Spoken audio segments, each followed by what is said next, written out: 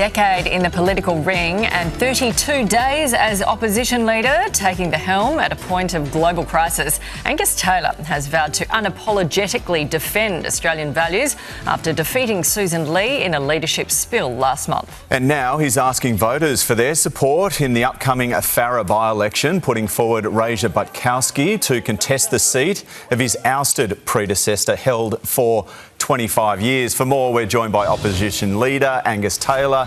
Good morning to you, live in Albury. Great to have you with us. Let's start with Farrer. So how do you ask people for their votes in the very same electorate of the woman you knife for the leadership?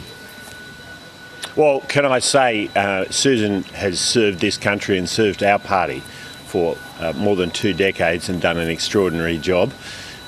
Been a minister in 4 different governments, we're incredibly grateful for the service she has provided. But we have got a brilliant candidate who has hit the ground running. Yesterday, I spent the day with her yesterday and will again today, Raja Butkowski.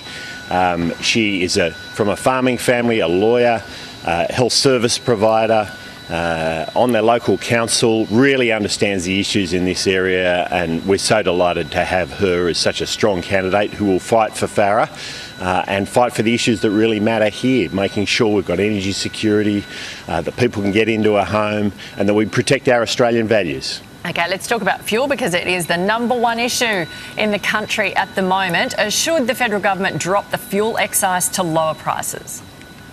Well, the first thing they should do is make sure we're keeping our fuel produced in this country, and Chris Bowen has failed to do that. We've had one of our refineries up in Brisbane, the Ampol refinery, which has had to export all of its fuel because of Chris Bowen's emissions obsession. So we need that fuel contained here in Australia, kept here in Australia, Australian fuel working for Australians. That will help to alleviate some of the local pressures. Hopefully it'll help to alleviate prices. We'll look at any sensible proposal coming from the government, but that must be the first priority. Yeah, but oil refineries have been closing under coalition and Labor governments for the last, 15 or 20 years. So will you support dropping the excise? Well, there's no proposal to do that, but we're open to any sensible proposal. You're the coalition, so you look at alternatives. Yeah. Would you support that? We're going to look at any alternative to take cost of living pressures away from Australians and to reduce inflation at a time when we're expecting today that interest rates are going to go up again when we were told that they had been beaten. So we'll look at anything sensible, but the first priority has to be to ensure that Australian refineries are selling to Australians, and that has not been the case under Chris Bowen because of his emissions obsession. That's got to be the first priority. It's very likely the RBA will increase interest rates today. Your reaction? Well, inflation is homegrown. It comes from Canberra, and it's inflation that the Reserve Bank is seeking to contain by raising interest rates. This is the government's failure. We are seeing families paying $25,000 more in their mortgages per year. This will add $1,500 or more if it goes up as expected.